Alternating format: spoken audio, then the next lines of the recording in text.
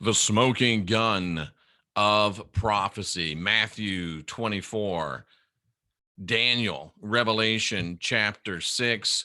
I wanted to call this outing or exposing the prophecy pimps, but I didn't think that would make it through the YouTube censors. But we put it that way out on Twitter, and put it that way, I believe, out on Instagram. Oh, I didn't put it on Instagram. Darn, I wanted to put it on Instagram before, but we didn't.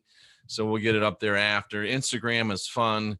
We're doing some interesting stuff there, trying to reach out to a new demographic. And it seems like there's more and more new people, and it seems like more and more people that are Christian or Christian oriented that are coming into the programming. And we're glad about that because we're trying to get the information out about Christianity, about Islam, about Judaism. We're trying to get the information out about Abrahamic religion because we're not trying to tell anyone what to believe. We've never been about that.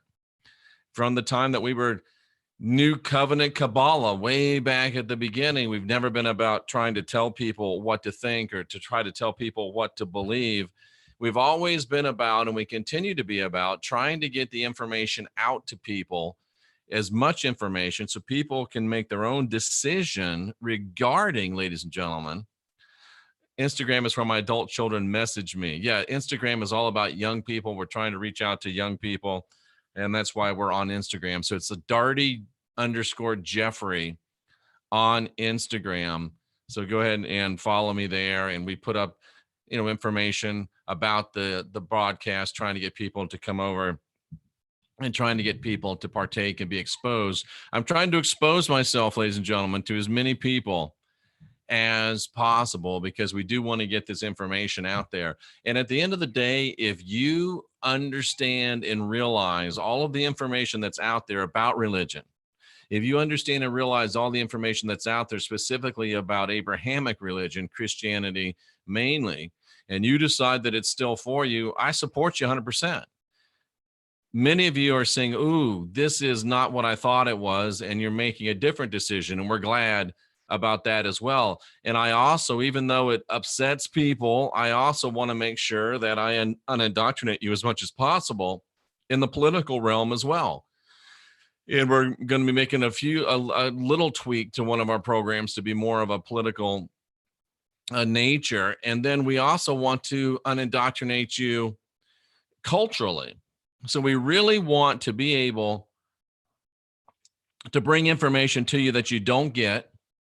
And we want to bring it to you in a way that you don't get it, because there's so many of these other channels, and we don't need to mention their names. They decide that they've got the answer, they've got the truth, they've got the reality, and pretty much they're the only one that has the truth. They're the only one that is the great messenger, the great teacher, and that everybody else is wrong except for them. And you've got to watch them and follow them because they're the only one. You've never heard me say that, and you won't hear me say that. You will hear me say I'm the only one in the world that does what I do, because that's true. But there are other people that have great messages, and our message is not one of let me be your guru.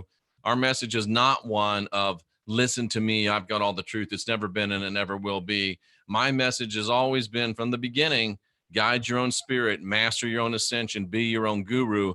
Like Tracy says, it's because it's culty, and we don't want to be culty, and we never will be culty, because we're about setting the people free, ladies and gentlemen. Free your mind and your ass will follow. And we're interested in free minds and free asses, ladies and gentlemen, because if your ass ain't free, you can still get your mind free, but it's a lot harder and it's not as much fun if you don't have a free ass when you got a free mind. And if you got a free ass, but your mind is bound, well, it's the same thing. So we're all about free asses, and we're all about free minds around here, ladies and gentlemen. So free your ass and your mind.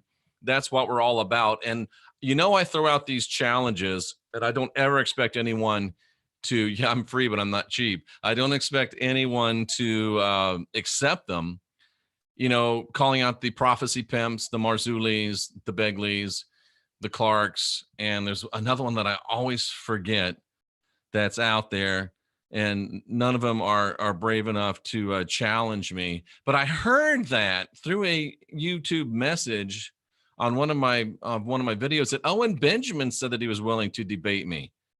I'm not sure what Owen Benjamin and I would debate about, because I respect the hell out of his work. He's a great comedian. And if he's all Jesused up and wants to debate about, oh yeah, Mazzulli, of course, how do I forget Mazzulli? If he wants to debate about Christianity, if he wants to debate about the Jesuit nature of prophecy, I'm all over it. I do respect his work greatly in comedy. I respect the fact that he's, researching deep issues. He's big into the research of flat Earth. I'm not for flat Earth, and I'm not really going to debate against flat Earth or for flat Earth. That's not my deal. But I don't know how to get a hold of Owen Benjamin. And if he has said he will debate me, somebody please tell me how to get a hold of him or put him in contact with me, and we can have one hell of a gentlemanly, fun, open exchange. Not a bit, oh yeah, breaker. There's another one, exactly. No holds barred, but yet respectful. There is no Earth. Oh, Tracy, that's so good. We're worried about flat Earth, round Earth. There is no Earth. I like it. That's going to go on the whiteboard. I should show you the whiteboard. The whiteboard has never been more full, ladies and gentlemen. But yeah, Marzulli, Breaker, Begley, Clark, any of them, I would love for them to step up and debate me about prophecy, but they won't do it, because like Jesus said, the Jesus character said, there won't be any stone left upon another. Well, these guys don't have any stones to stack because they are stoneless. And let one of them prove me wrong and stand up and debate me. Now, I won't put Benjamin in that class, because if you can do stand up, and if you've been on Leno and the places he's been, you got stones, big stones, ladies and gentlemen. Scotty Clark, you got big stones. So none of that about Benjamin. But Owen, if you want to debate, let's do it. I'd debate any of them. You should debate Johnny Cerrucci. He's exposed all the Jesuit stuff, but he's still Christian. It's impossible. And he won't debate me. I guarantee you he won't debate me. But I stand here ready to debate any of them. I just wish that we were back in the old days when people would debate. But anyway, here we go, ladies and gentlemen. We're going to talk about the smoking gun of prophecy. We're going to talk about Matthew 24. Daniel, and Revelation 6. And these are the major prophetic scriptures that most of these prophecy pimps major on. Why do you call them a prophecy pimp, Jeff? That's so degrading.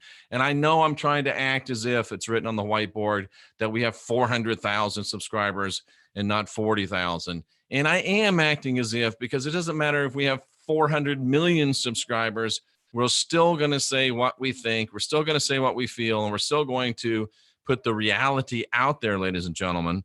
And they are prophecy pimps. What does a pimp do? A pimp controls his stable of prostitutes and doles things out to him just enough to keep him around, tells him he's protecting them, or she. I guess there's also female pimps.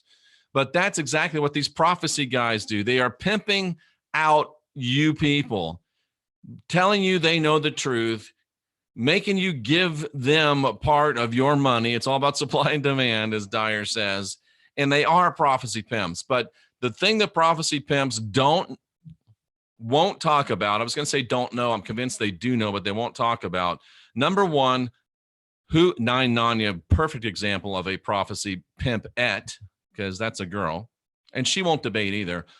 They love to talk their trash, but they won't debate. And that's just, I know Nanya's got no stones because she's not supposed to, but she doesn't have any spiritual ones either, or any of that stuff inside that makes you say, yeah, I'll take this guy on. If I'm so wrong, if I'm so easily proven wrong, if I'm such Steve Quayle, any day, any time, one hand tied behind my back.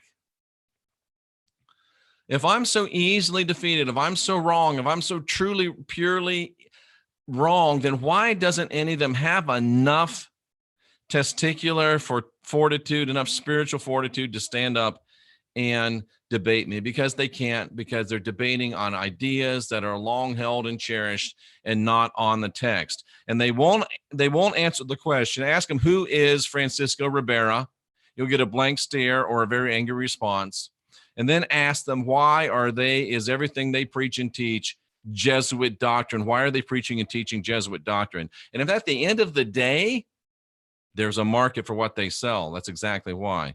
If at the end of the day, you know it's Jesuit doctrine and you choose to believe it, I was going to say I don't have a problem with it. I do have a problem, but I'll support your right to believe that.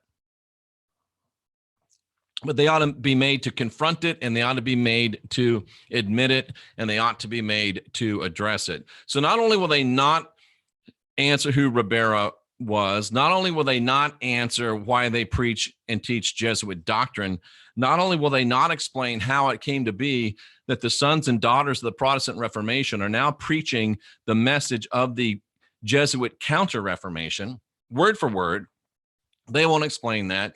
Neither will you see them go verse through verse in the text, word for word, like we're going to do today in Matthew 24, because they can't do it. It's probably because they don't wear any Mistech like I do. These Mistech bracelets, not only are they super cool, not only do they look good, but I tell you what, I got colloidal silver, I got copper, I got 432, I got the rest, I got the master band, and they put my body in the original Schumann resonance that is the signature of planet Earth. And while we're here, we want to be in that resonance.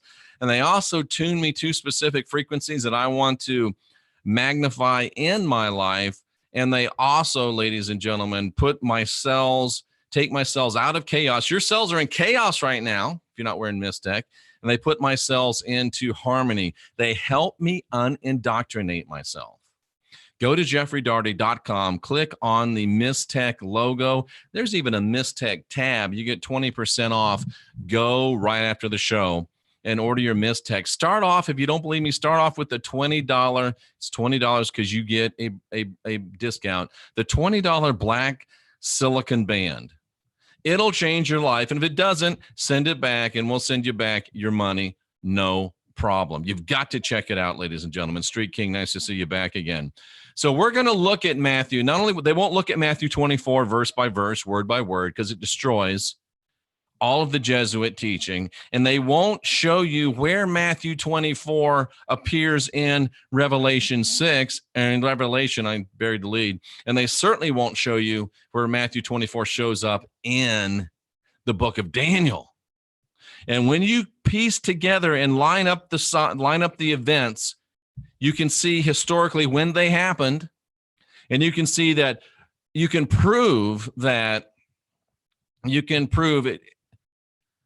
No, you're not going to get Javanka, and I need to address this. Thank you for bringing this up, Javanka.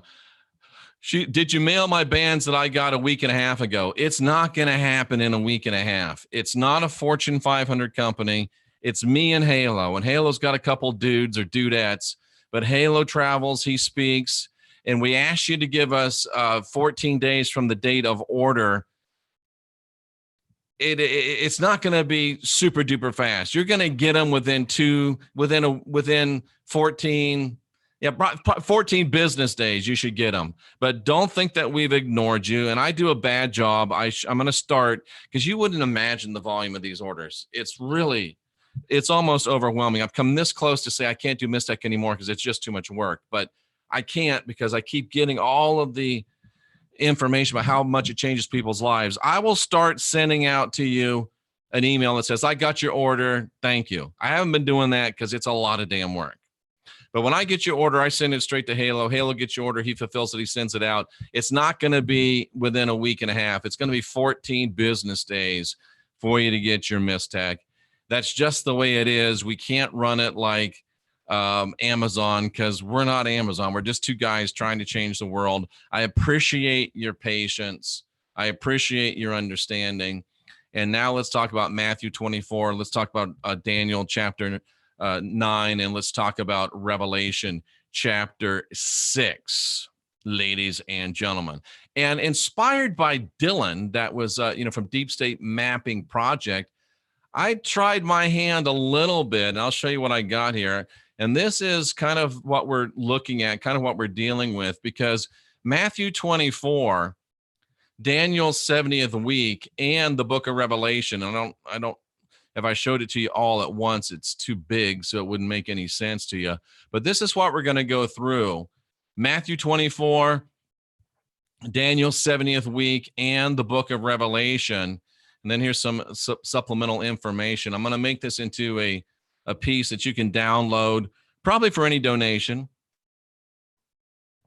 And if you want you could order one from me that was laminated, or you could download it and go to Kinko's and laminate it yourself. But anyway, and you'll notice that there's different colors because it shows where the events in Matthew 24 happen in Daniel's 70th week, happen in the book of Revelation. So you can see that they're all three really parallel passages of things that all happened at the same exact time. So we're busting out, we're exposing the poverty pimps. They want you to think that this is future and it's clearly history. They want you to think that this is future and it's clearly history.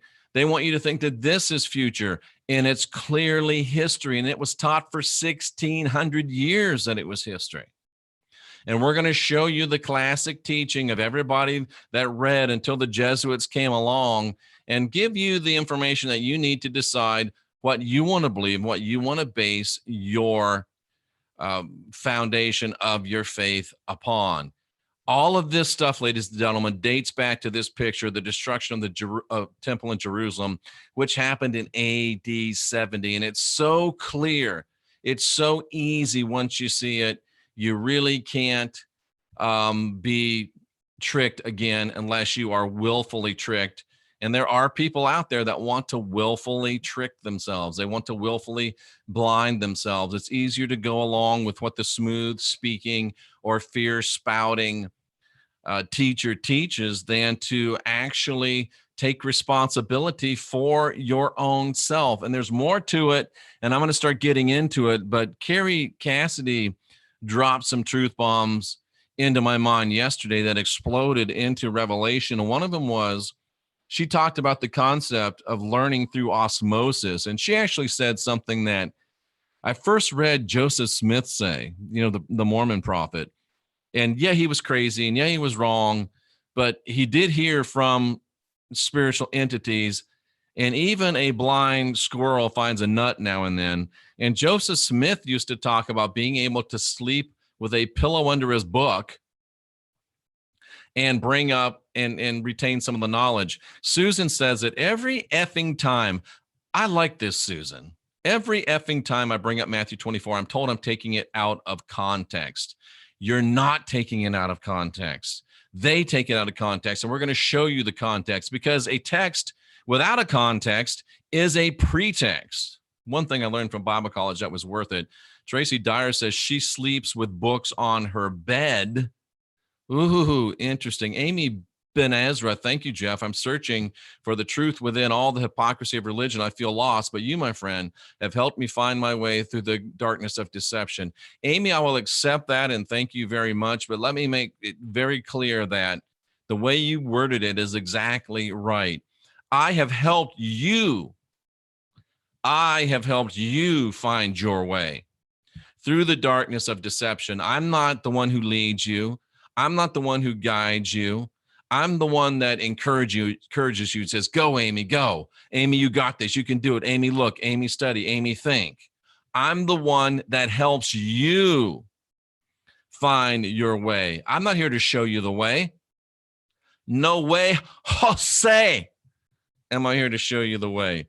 I'm here to encourage you to find the way yourself. You find your way through the darkness of deception. I don't show you, never have, and never will. Not my job. I'm not that smart. And frankly, I don't want all that responsibility of telling you this is the truth. When number one, I don't know if it's the truth. I give you all the information and all the variations, and you get to decide for yourself what the truth is. And let's look at Matthew 24, ladies and gentlemen, and let's break it down word for word. Let's look at what it actually says. And I hope I grabbed the right book. I did. And we're going to look at Matthew 24, and we're going to break it down word by word, verse by verse. I don't think that I've gone over this before, but if I have, a little bit of review won't hurt. Shadow Spirit says, I bet that was a rough sleep with his pillow under his book. Well, he actually put the book under his pillow. That's a good one. So anyway, let's look at Matthew 24, and let's go through it word for word, verse by verse.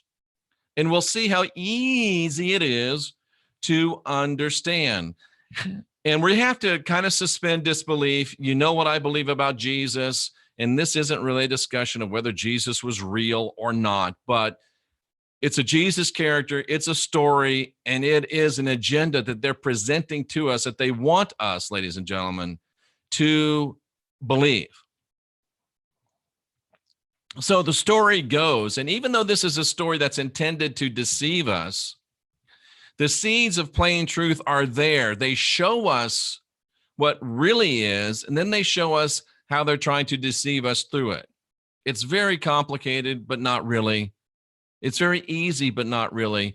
When you understand the Bible is written as a blueprint of how to defeat you, and if you realize that natural law and some crazy spiritual laws that I don't even understand requires them to tell you what they're doing to you, you can see them telling you, and you can see them doing you sometimes at the same time. The protagonist, thank you. So the protagonist, Jesus, went out, departed from the temple. What's the emphasis of this little section? The temple, right? The temple. And then the disciples came to Jesus and showed him the buildings of what? Of the temple. They're talking about the temple that stood in AD. This is probably, according to the story, actually Matthew was written in 66, so let's say it's AD 66. And they're looking at this temple. And then the protagonist says to them, do you not see all these things? What things? The temple. They came to him and showed him the buildings of the temple. They showed him how wonderful the temple was. What does that word buildings mean exactly? It's kind of a weird understanding for us. What does the word buildings mean? And Jesus left the temple and he pointed out its buildings. What are its buildings? Its buildings are the active building, the construction of it, the features of it. So they were pointing out to him, Jesus, the protagonist, look at this temple. Isn't it amazing? Look at how high it is. Look at those columns. Look at that gold. Isn't it amazing? And this is the way people are right now with the religions that were birthed from this temple. Look at these churches we build. Aren't they great? Look at these stories we tell. Aren't they wonderful? Isn't our religion just amazing stuff? And Jesus said, all these things, all of your temples, all of your religions, all of your isms, all of your anities, all of your beliefs. He was pointing out the architectural elements, and all of the architectural elements of all these things, ladies and gentlemen, Jesus said, will be thrown down, ladies and gentlemen. They'll be thrown down. Those of you listening on Unindoctrinate Radio, this has been the first half of our great Christian Whistleblower YouTube channel show. If you want to hear the second half, go over to the Christian Whistleblower on YouTube. Until next time, we'll see you again on Unindoctrinate. We'll be back with another segment, but it's going to be another piece of another show because I'm trying to get you over to the YouTube channel. I'm Jeffrey Daugherty, the Christian Whistleblower, and we'll be right back. So you see what I did there? I'm going to start trying to use Odyssey as a way to get people over to the YouTube channel because that's the most important thing. So on Odyssey Radio, I got an hour, and I'm going to have two first segments of our shows on YouTube. And then if they want to hear the second segment, they got to come over to the YouTube channel. And hopefully that'll help us grow the YouTube channel. So, and I'm not charging anything, but we just want to make people come over to the YouTube channel because the YouTube is the most important thing that we do, ladies and gentlemen. Sampler plates, as Tracy Dyer says. So let's go right back into the radio as well, ladies and gentlemen. Well, good evening, ladies and gentlemen. Welcome to Unindoctrinate. In our new format, we give you the first half of our shows on the Christian Whistleblower YouTube channel, and we hope we make you a little hungry with these sampler plates that you'll go back over to the YouTube channel, Christian Whistleblower YouTube channel, NLP, Subtle Conditioning YouTube channel, Christian Whistleblower, for the rest of the story, as Paul Harvey would say. We appreciate you being here. And we're talking about Matthew 24. How do I do so much work? How am I always making videos, doing the radio, making commercials? I made a great YouTube commercial. How do I do all these things? Well, it's because I have optimized myself not only through the Mistech bracelets, but also through, if you go to jeffreydaugherty.com and click on the Create Yourself Nutrition, I think there's crack in there. Not really, but it seems like there's crack in there because I've been taking the stem food product. Wow, it's amazing. I feel so much energy. But if you feel like you have debilitating injuries, illnesses, sicknesses, if you know you've got problems, Stem Light, the Stem Light logo, which is right there by Create Yourself, the Stem Light logo is there. There are stem cell partners. You get a 20% discount if you contact them and mention the word HEAL.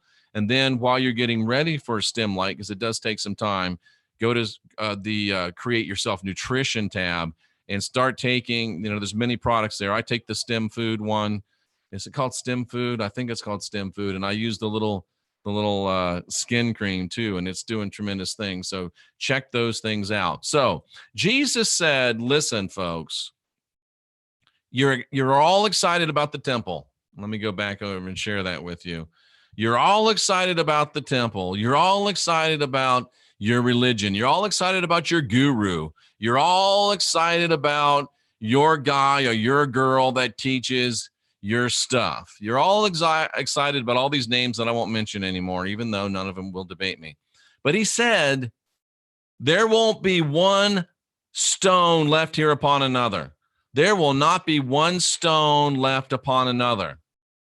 Ladies and gentlemen, he's talking about the temple, and we know when there was not one stone left upon another in the temple.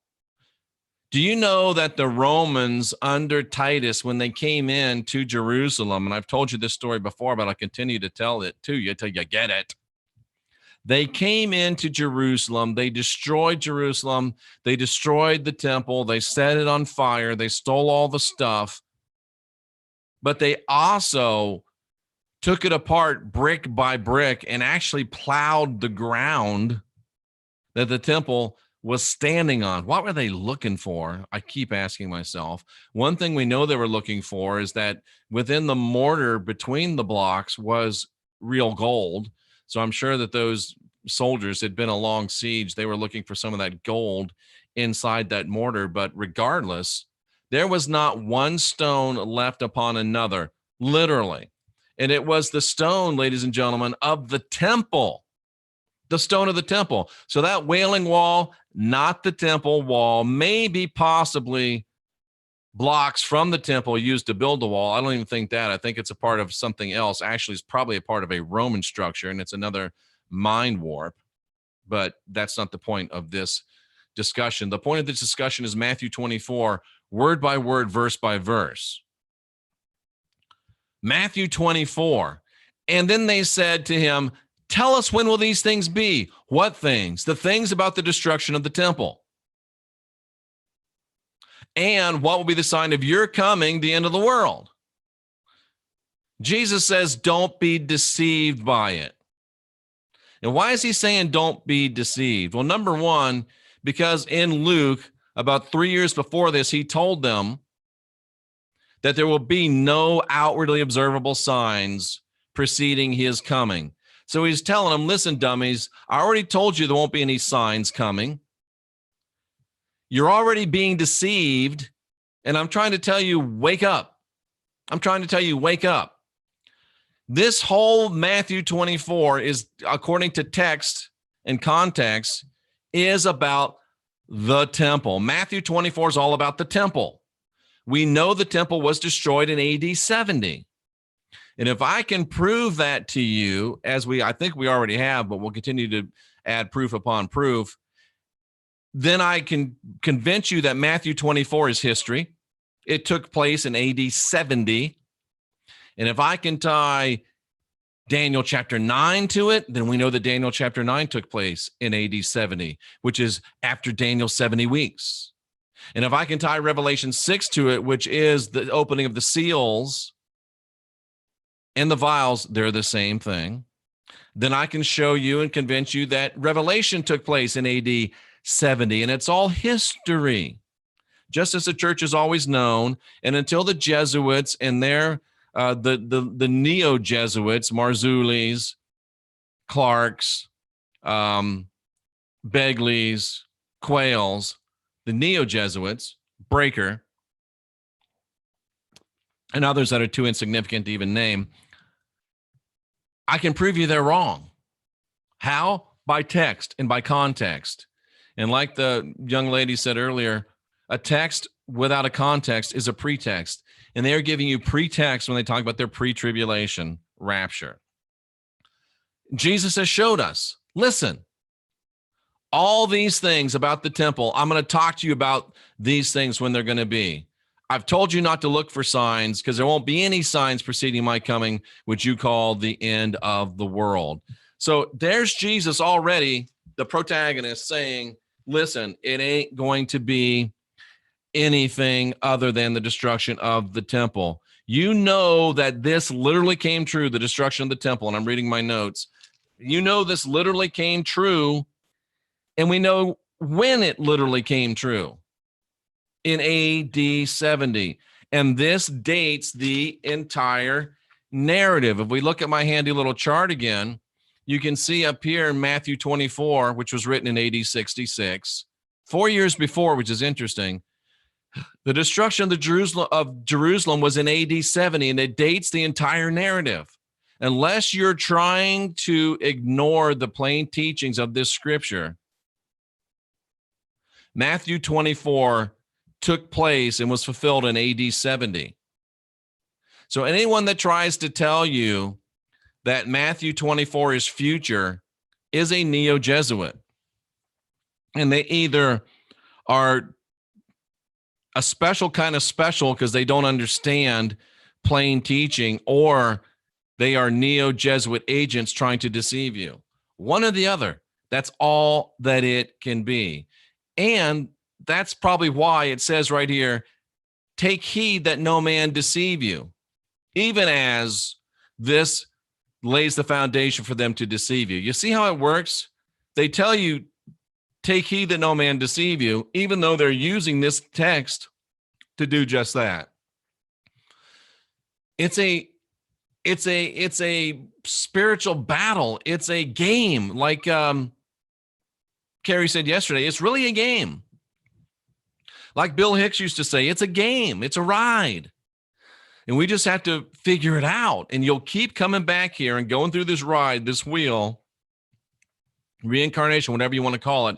You'll keep coming back till you figure it out. Until you cannot be deceived by man and man's doctrine, you're coming back. That's all I'm trying to do, is to get you to the place where you can't be deceived by man's doctrine. I'm trying to get you to look at the text in context so you won't be taken in by a pretext. So Jesus dates everything. The protagonist dates everything to AD 70. Matthew 24 happened in AD 70. Anybody that tells you that it didn't is a special kind of special. Do you like that better than stupid? They're a special kind of special, or they are neo-Jesuit agents trying to deceive you. It's just that simple. So let's move on in Matthew 24.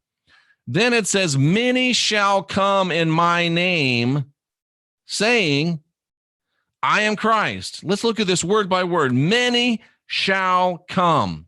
Many shall come. Let me ask you something, ladies and gentlemen. Remember, we're talking about the destruction of the temple. That happened in AD 70. Did many come in AD 70? Street King prefers stupid.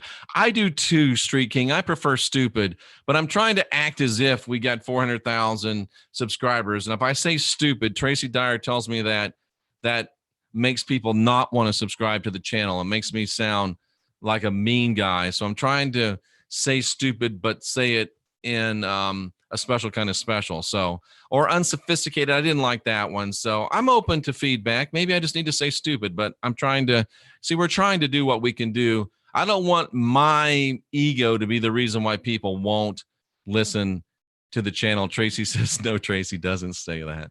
But anyway, we're talking about AD 70. And I ask you, did many come in AD 70 to Jerusalem? Did they?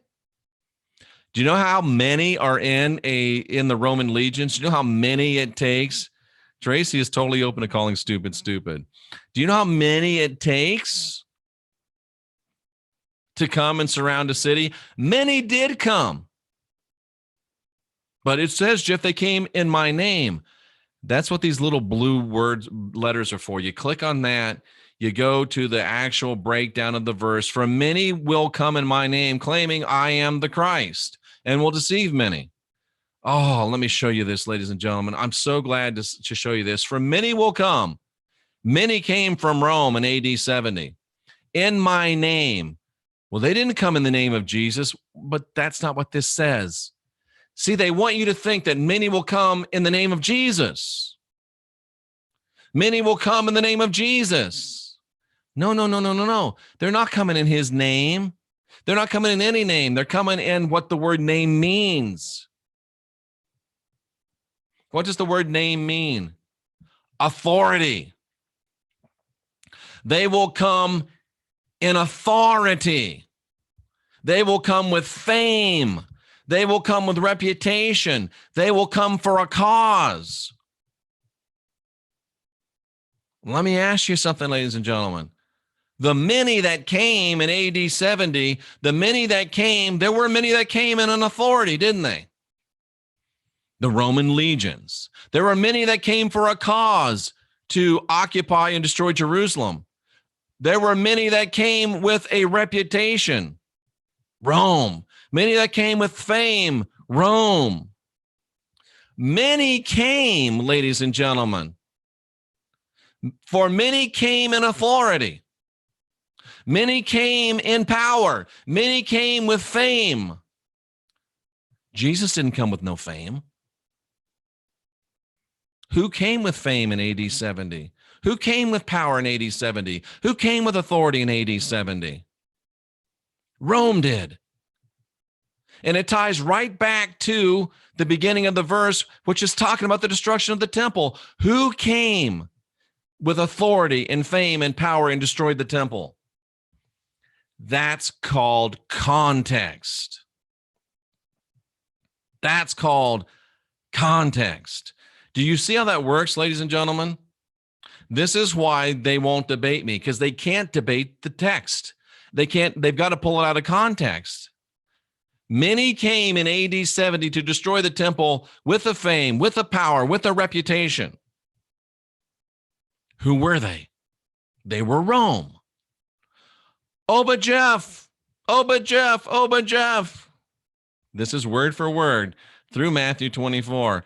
Oh, but Jeff, they came claiming I am the Christ. What did they come claiming? They came claiming I am the Christ. So one of those many came claiming I am the Christ. Let's look at this in the interlinear. They came claiming I am the Christ. Many will come in authority, in power, with fame, saying, I am the Christ. I am the anointed one. I am the one anointed with oil. I am the anointed one. I am the Cairo. I am the anointed one. Ladies and gentlemen, history shows, reality shows, and the text shows that Rome came. Rome came with many Let's go back.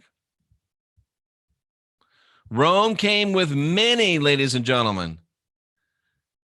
Many came in power and authority and fame, and many came saying, the Christ is here. The Messiah is here. The deliverer is here. The anointed one is here. And his name is Titus. His name is that the leader of Rome was the Christ. Read Joseph Atwell's books. Caesar's Messiah. He didn't make that name up just because it was a catchy title. He took it from this verse. Many came to destroy the temple.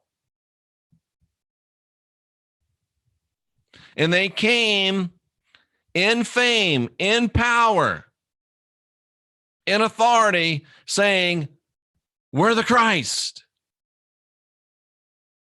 And they have deceived many, many. You don't understand that the Christ that came isn't coming in the future. You're looking for a Christ coming in the future with signs. You're looking for a rapture. You're looking for lightning from one end of heaven to the other. You're looking for the sun to turn dark, the moon to turn dark. You're looking for these things to happen in the future because you've been duped by the neo-Jesuit magicians, black magicians. For 1,600 years, everybody knew that this Christ wasn't coming, that this Christ had already come. And he was the one who came and destroyed the temple. The many of them came, they destroyed the temple, and they said, we're showing up, we're the Christ, we're the deliverers, we're the Messiah, we're Caesar's Messiah. And many have been deceived. How many billions of Christians are there on earth today believing the deception of Jesus Christ? How many? And somebody in Material Classified just made a great point. We're here from the government and we're here to help you. We're here from Rome and we're here to help you. The Holy Roman Empire is here and we're here to help you. Half the population of this planet has been deceived. And guess what? The Muslim portion have also been deceived. And Susan, stay with me. The moon and the sun did get darkened back then, and we're going to show you how. And even today, as Kinga shows, the Roman Kinga's yes and no. Kinga says Rome is destroyed today. Roman Empire is running by the Jesuits. No, the Jesuits have always been part of the Roman Empire, and they're just running it. Rome never fell, somebody said back earlier, and they were right, ladies and gentlemen. This is what you call context. So we now understand directly from context, ladies and gentlemen. Where's my stuff? We now directly understand from context who the many were that came. Many did come in AD 70, saying with authority that I am Christ. And how many have been deceived? The Roman legions came in AD 70. They came with great authority. They came saying, I am the Christ. Titus, the ruler of Rome, and he would go on to become Caesar, by the way, came and said, I am the Christ. It's plain history.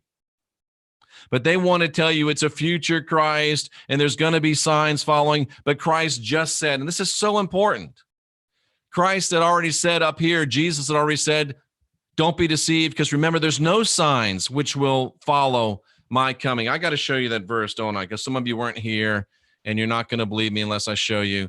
Remember, we're in Matthew 24. That verse, okay, remember right here.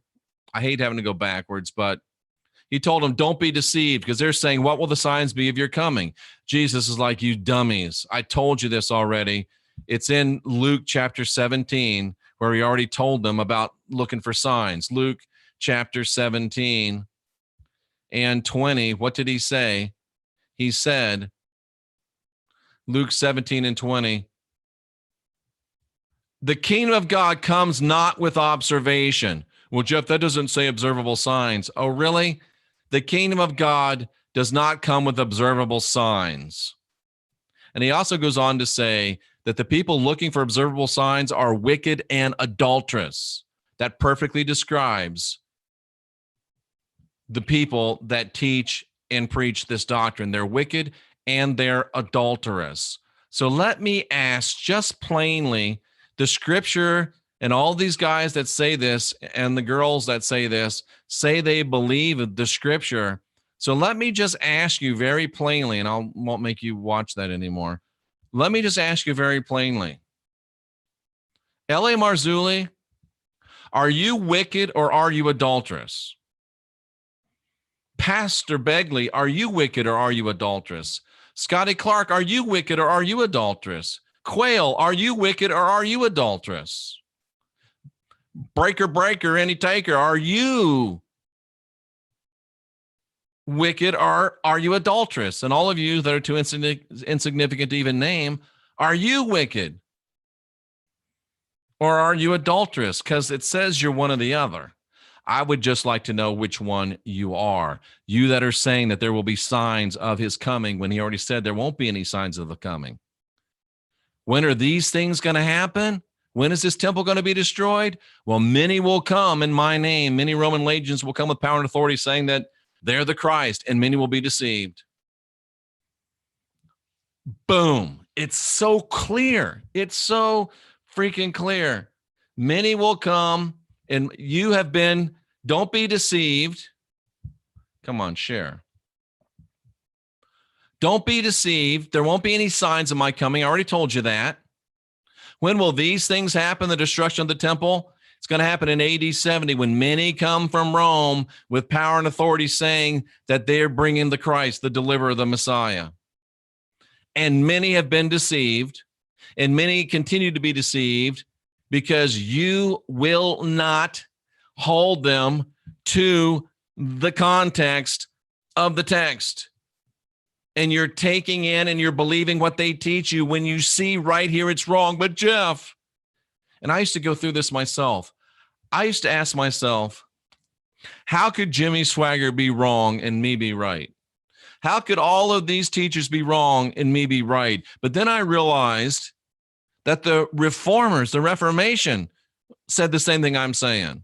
And now it's like, do I trust the reformers or do I trust Marzulli? That's an easy pick. And I stand here ready to have gentlemanly, scholarly debate on these things. I won't even call people names or make fun of them. I promise. I won't. We're running out of time, but we got a little bit more. Let's go through a verse or two more. And you'll hear of wars and rumors of wars. We're still in Matthew chapter 6. You will hear wars and rumors of wars. Don't you think that they heard rumors of Rome coming to Jerusalem? You can't move an army that big without some rumors. They heard rumors of Rome coming. They heard the rumors of those many coming. They heard rumors that Rome was coming. And what you hear about your city is most important. Now, they might have heard rumors about some other cities, but when they started hearing rumors about Jerusalem being surrounded by Rome, then they knew they had a problem. They heard rumors of people. They heard rumors of war. They heard rumors of war. They heard about that. And remember, this was written in AD 66. Those that were reading it in AD 66 heard about the wars and rumors of wars, and they were told, don't be troubled, for all this must come to pass. But this isn't the end. And then nation rise against nation. Rome rose against Judea. It happened. Kingdom against kingdom. Pharisees against Sadducees, Sadducees and Pharisees, and I hate to say it, but the Essenes, they all turned on the followers of the anointing. There shall be famines. When Rome surrounded Jerusalem, they cut off all of the food. There was famine inside Jerusalem. There was disease inside Jerusalem. All this is the beginning of sorrows. It's all the beginning of sorrows. All of this happened in AD 70, just as the context says that it happened in AD 70. They heard that Rome was coming. They saw in verse 7 Rome's actual arrival in AD 70. They saw that Jerusalem was surrounded. Famine set in under the blockade. And yet it was going to get a whole lot worse, ladies and gentlemen. It was going to get a whole lot worse. This was just the beginning of what was to befall Jerusalem. It was just the beginning. And guess what, ladies and gentlemen? This is the beginning of the end for the poverty pimps. This is the beginning of the end for the Jesuit, the neo-Jesuit agents. It's the beginning of the end. TikTok time is running out. And this will be the last bonus segment on Unindoctrinate Radio of our full show, because I forgot to stop it early and we went the whole length of this segment, and that's fine. And sometimes I'm in this fluffy environment, this focused life force energy environment, and I feel so good, and I feel so on top of my game. I feel so activated. I feel so empowered. Everything clicks, and I lose track of time. And if you want to feel that good, go to jeffreydaugherty.com, click on the fluffy, the FLFE logo. They beam a nurturing environment into your house and around your cell phone. And with the Mistech, the Mistech and the fluffy, it really helps me unindoctrinate myself. I got to tell you, it's amazing. It's powerful. It's exciting what these products do. They give you a 15-day trial on your house. They give you a 15-day trial on your phone. 30 days. You don't even have to list a credit card. That's how confident they are of their product. And then once you buy it, it's less than a crappy cup of coffee in a national coffee house a couple times a week. You've got to check it out. It's free. Why wouldn't you at least check it out? All of these things that we talk about them because they help you unindoctrinate yourself. And really, I guess Hero Soap, which is also there at jeffreydaugherty.com. I don't know if Hero Soap helps you unindoctrinate yourself, but it helps you smell manly or womanly while you are unindoctrinating yourself. And if you click on that American flag logo, ladies and gentlemen, you can get some great soap. It's organic. It smells so wonderful. And it almost makes me feel like I'm being, it's all right to have fun while you're being unindoctrinated. It's all right to enjoy things while you're being unindoctrinated. And with that, we'll see you next week, ladies and gentlemen, on Unindoctrinate, or at least on the next program. So, folks, I'm going to go to the questions now. That's a great place for us to end. But do you see how that makes perfect sense? You see how it all lines up? And let me show you just this last little peek at our document, and we'll take a look at this at some other time. How do I make it a little bit bigger so we can see it a little bit better? I don't know if it's going to work, but anyway, here's our document written about AD 66. We see that the destruction of Jerusalem is what this document's talking about. We see the false Christ deceiver in the Roman Caesar's Messiah. We hear the rumors of the war. Then the hot war shows up in Jerusalem, and the worst is to come, they're told. The worst is to come. And you can see a preview peek of how I find it in Daniel's 70th week without even having to look, how we find it in Revelation chapter 6 as well. So that's what we got coming up, ladies and gentlemen. Powerful, powerful stuff. Really incredibly powerful stuff. What do I got hiding back here? I can let that go. And let's go ahead and get ourselves off of the share. And let's talk about, is this going to pop me back up? Here I am. Let's talk about some questions for our last little bit of time that we have left here today. Got to go do a shooting lesson with the lovely Cynthia later on today. So jumped in the lake, did all that good stuff. Let's ask some questions. Let's answer some questions. KT Emma, in case anyone's wondering, she's used the same perfume for years. How about that? Can I use Fluffy in another Schumann device? I don't know, Casey. Well, why would you want to? But anyway, I don't know. I don't know. Don't unindoctrinate with a smelly ass. That's the key right there. That's the hook. Why would you want to unindoctrinate with a smelly ass when you don't have to? Get the hero soap. Let freedom clean. This is the unraveling of controllers. Spirit 7 love. Oh, thank you for saying that I have strong jacket game. If you don't eat, you get sick. Yeah, the disease follows the famine. There was a lot of disease because what happened, and I'll share this with you. Rome, it was Passover time. In Rome, and what seemed like a great humanitarian gesture, said, we'll open the ranks and let everybody go into Jerusalem. Oh, isn't that great? They're so kind. And then a city that usually had a couple 100,000, 300,000 at the most, all of a sudden had like 1.5 million people in it. And then the great humanitarians they were, the Romans shut the gates. And a city built for a couple 100,000 now has 1 million more people in it. And then Rome shuts off the water. Rome shuts off the food, famine, pestilence, and we'll get into the rest of it as we move on, ladies and gentlemen. Let's see. There's never been a time without rumors of war ever. Good point, Scotty boy. But I mean, this was written to the people in AD 66.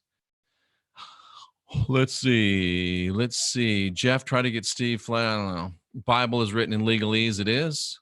It definitely is. It would be a toss-up 50-50, says Scotty boy, between wicked and adulterous. Cynthia Hornberg, interesting question. If gold was in between the rocks or the blocks, what was this? They destroyed the temple power station, or what was it really? That's an interesting speculation. Was the temple some type of a power station? And did the gold act like wiring? You know what, Cynthia? I've never pondered that. That's a very, very excellent question. Excellent question. That bears some investigation. Interesting. Lisa Poe says it feels like a deep, dark spell is being broken. That's because it is. These are amazing times. Things are not bad and getting worse. Things are good and getting better. Francisco Rivera never used any hero soap. No, he didn't. But he does love you to smooch his hairy, smelly ass. Yes, he does. That from Tyler Day. It does sound like FEMA. Let's see. Roman Empire never fell. Absolutely. I agree with that. That was from Material Classified. Let's see. They came claiming they were the anointed, says Susan. Absolutely. Spirit 7 Love says the text doesn't lie so good. It doesn't. It doesn't lie so good. What else we got here? Talk about Forrest Gump. Stupid is as stupid does. And let's see. I'm not coming back, says Casey. Good for you, girl. Want to make sure I called the right name there. Matthew 24:34. Boom. Susan's getting ahead of the narrative, but it sounds like she's on point. Glad to hear it. I get so irritated, says Jimmy Jones, when I bring up inconsistencies in the Bible and I'm told I don't have the right context or I'm not supposed to know what it means. Oh, that's right, Jimmy Jones. God works in mysterious ways, and you just have to put it up on the shelf. And you don't really have enough faith if you actually subject the Bible to this same level of investigation that you accept, that you put the Fed to, or the ATF, or the FBI, or the NSA. The Bible's just another alphabet agency. And we ought to look at the Bible with the same investigative mind and eye that we look at the rest of the alphabet agencies. The Bible was written and authorized by not one but two world governments, and you truthers won't investigate the Bible? You'll look into the Fed, but not the Bible? What's the matter with you? That's because you're not a real truther. That's why you can't be a Christian truther. You just can't. Big illiterate book loaded with error. I like that, Tyler. Let's see. These segments are gems to assist me in showing my 26-year-old son I'm not just speaking trash. Thank you, Stephanie Sprague. Much respect to you. I salute you for being a good mother. Let's see. 2 columns, 2 temples. Yep. Okay. Healthy cells, healthy life. I agree 100% on that. It's great to feel like we're finally finding truths, and you're finding them, Amy. I'm just pointing them out, and you're picking them up. Let's see. I've forgotten paleo constant vowel. It's a little deep for me. Weed and witchcraft is the truth. Oh my. Let's see what else we got here. Jeff, I'm ordering a Mistec today. Good. You should do it. It'll work well for you. Robert, USN Vet, says, I wish we knew the 5D frequency. I do too. We need to figure that thing out. Sadly, says Jovanka, this is so good. People today are believers, not seekers. And in the middle of every belief is a lie. And in the middle of every seek is a eek. Because you see that you've been lied to and you're like, eek. I like it. I like it. Confirmation bias coddling. Absolutely. I love it when you go through the Greek. Me too, TL. Thanks so much for that. What else we got? Steve Quayle. Yeah. Pimpin'. Because there's so many Johns. Ooh. Dyer does it again. All right, ladies and gentlemen, I'm Jeffrey Daugherty, the Christian Whistleblower. This is the Christian Whistleblower channel. You can't cherry pick truth when the facts are right there. You can. You just can't do it with any bit of accuracy. And let's face it, folks, the only reason they get away with it is because we've let them get away with it. I'm not anymore. How about you? History is written by the winners, and they've been winning, but I don't feel bad about that because I know that we're the last generation of real humans, and we can win today, and we can write a better tomorrow if we'll just get busy. Ladies and gentlemen, I hope that you will like or dislike this video before you leave. I hope that you will also try the Verve product. It's our CBD oil at jeffreydaugherty.com. Click on the Verve logo. It's the highest potency CBD out there.